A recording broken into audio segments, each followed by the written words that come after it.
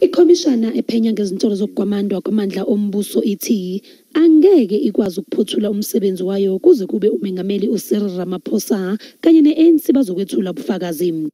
I have previously said that the President of the Republic, President Ramaphosa, will appear before the Commission at some stage, and that he had indicated that he would be ready to come and testify and be questioned about any matters that are being investigated by the Commission. I have now determined the dates when he will appear, and I deem it appropriate that I should make this announcement publicly.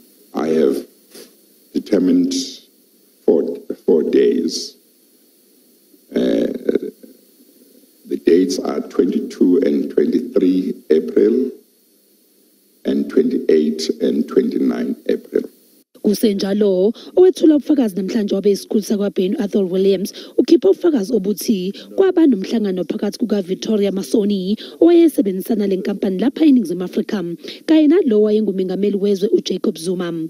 Kulowo mhlangano ke kwavunyelwana ngokuthi uTom Moyane uzoqokwa njengokhomishana wakwaSARS. He seemed to get assurance that Mr. Moyane was going to be the commissioner and therefore Bain would be getting that work. But I think the points below that, I think, make reference to some of those plans we discussed yesterday.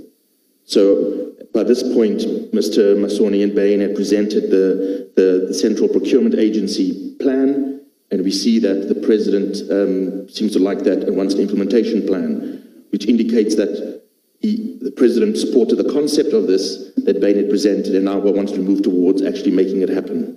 Ubuzwa ukuthi umphakathi wawazi yini ngokuqokwa kukaMoyane. That's correct, Chair. It was not public who the new commissioner would be. Qube wathi kwakuyinto engajwayelekile ukuthi kwaziwe udaba olungaka kungakamemezelwa emphakathini. I personally, as a South African, find problematic, and I think in terms of normal business practice, that also seems strange to me. One could argue, well, maybe someone at Bain had a friend inside the presidency, so they could have known. But my understanding is from this trail of events, it seems they had access to a channel of information into our public institutions where they got this information. Isicau siyaqhubeka.